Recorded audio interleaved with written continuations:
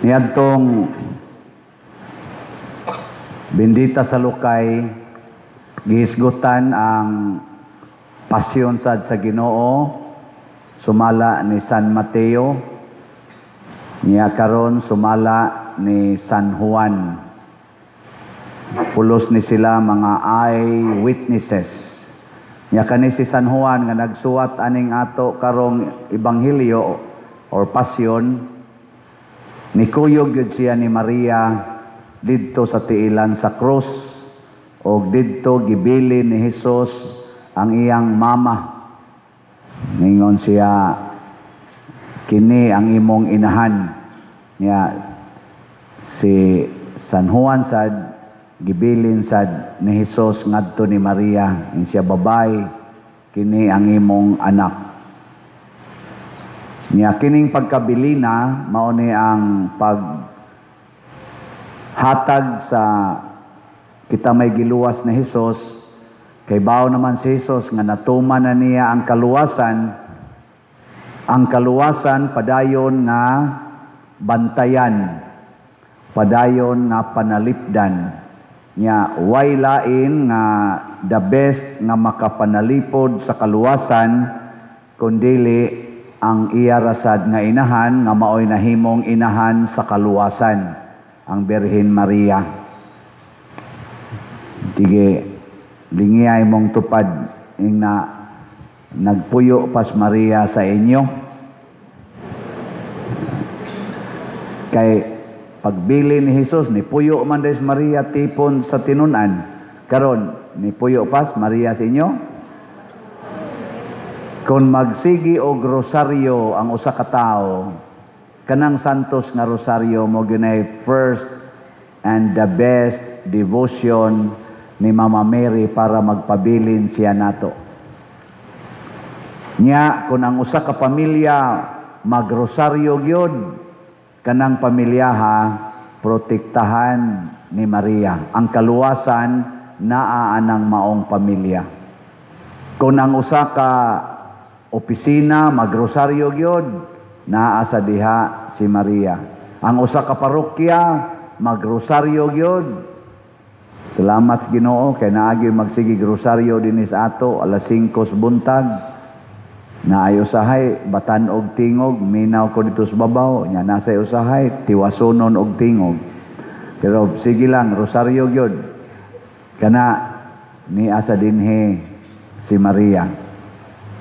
So mo nay una. Ikaduha, si Jesus nangandoy gyud nga kita mahimong sama niya. Mahimo sad nga manluluwas sa katawhan.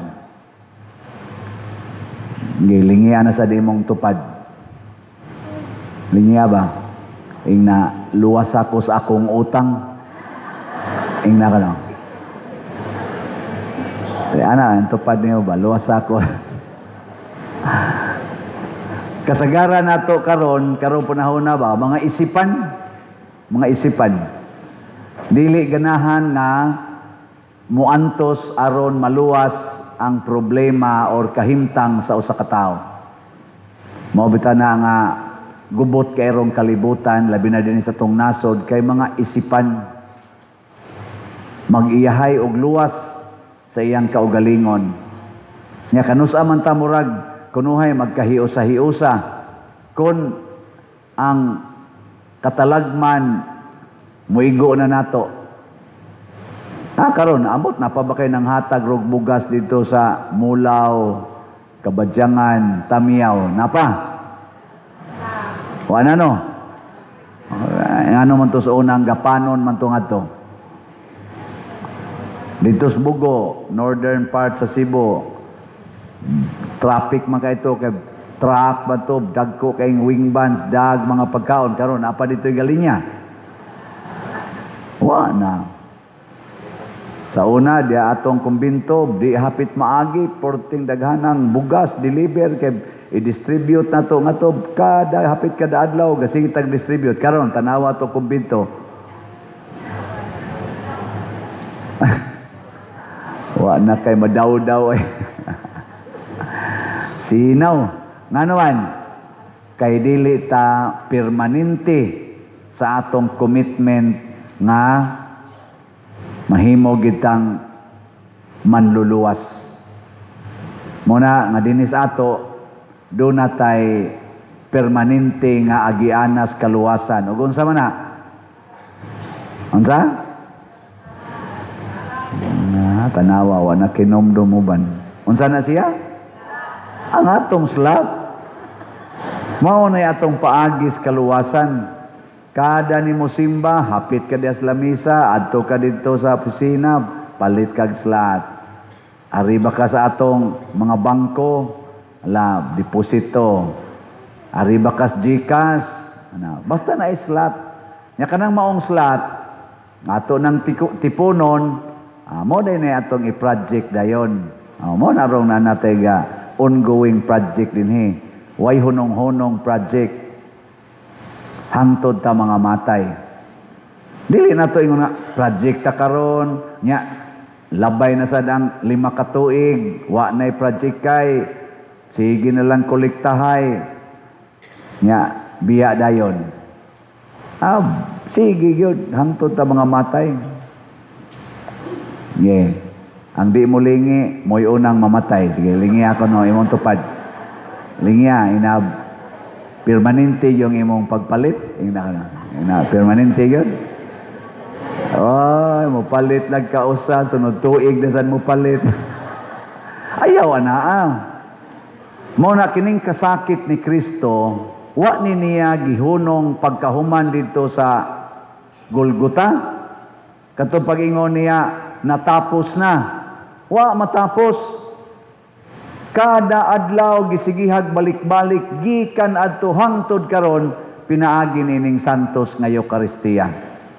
Kada nato sa ulog sa misa matud pa ni San Pablo. Kada nato sa ulog sa misa, kada nato inom anang bino, kaon anang consecrated host, atong gibuhi ang kamatayo ni Kristo sa cross. Nya kay gibuhi man kanunay, kita sad gipahinomduman sa tapag-ambit kanunay. Ug mao na ang atong himuon karong taod-taod ang veneration of the cross. Mo nay atong pagduol niya, ang atong paghikap or paghalok niya ng cross. Mao nay pag-angkon nga ako gusto kong muantos para sa uban. Naamsan nato'y kusog kayong muantos para sa siyang kaugalingon. Kasakit anang imong ibton, imong kilay, pero muantos yung ibot sa kilay, kaya para lang yun marang-arang iyang now.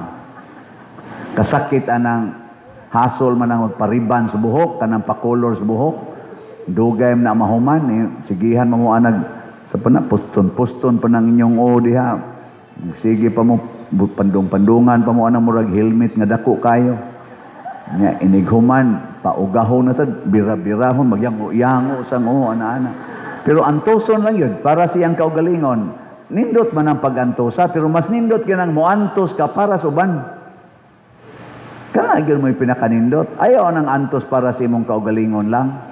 Antos way tug kay magnegosyo gyud, maninda gyud.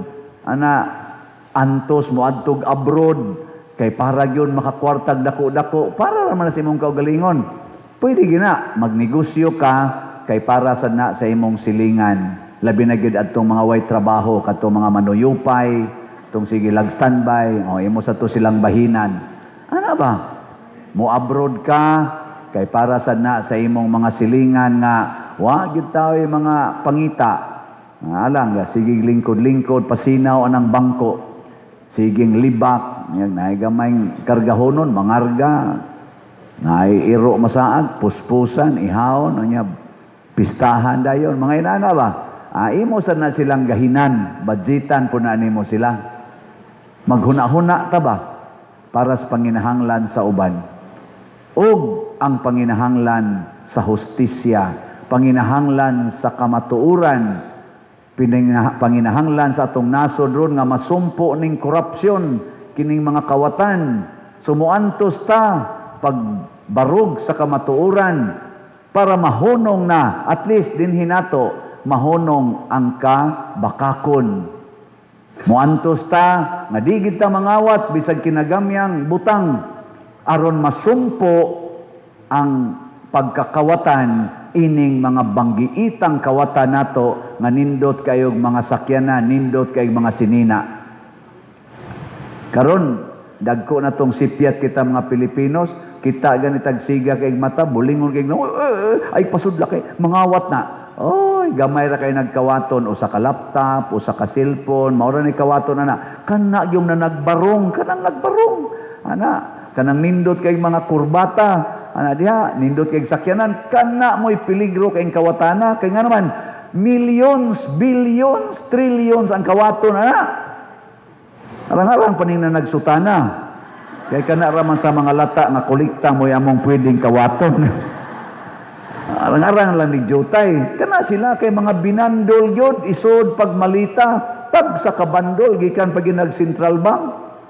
Nganos kang girili sa Central Bank, wa magin mo agig amla. No? Nganong wa mo agig amla? Kadtong malita-malitang kwarta.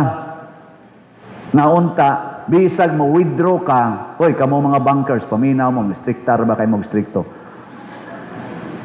Mo withdraw lang ka og 100,000, 50,000 mo deposit kag ingon anang amount ta labi na 500,000 purting daghan ng documentation pangitaon. Nganong na-release man tong trillions, billions panood pagmalita? Anong wa may amla nga ni report ato? Wa to moagig bangko. Diin man dito gihimong kwartahan. Niagi gitog Central Bank kay wa may laeng ga manufacture og kwarta ang Central Bank man. Sa ato pa wa mo palag kay ni kunay sa kabakakon og sa pagkakawatan. Mao na kita karon nga moduol ni Hesus og kawatan kay na Lord, paambita ko sa imong pagkabuutan, din agyog ko mangawat. Basta makuha na to na akong katapusan ditong akong kawatonon. Maura na gyapon sa aran na gyapon. Ay ayaw na, mana karon katapusan na gyud. Ana mga bisyo nato. Muna grabe ang kasakit ni Hesus ug ang iyang kamatayon. Gihikawan siya sa hustisya. Mausad na ang kinabuhi sa manluluwas. Hikawan ta sa hustisya. Gitaral siya sa cross ngadto sa hukmanan nga siya rang usa hasta gani ang iya mga suod nga higala midagan ug milimod kaniya labi na gyud si Pedro. Tigbas pas Pedro atong Malco tagak pangdunggan. Unya dayto pag-abot na sa saktong panahon dilioy di ay. Mao sa na kita. Mao na dili na to pasagdan ang atong isig katawo nga magkalisod. Di na to pasagdan ang katilingban nga magantos tungod nato. Nya sugda nato ang pagpalambo sa kamatuoran, gugma, hustisya o kaangayan.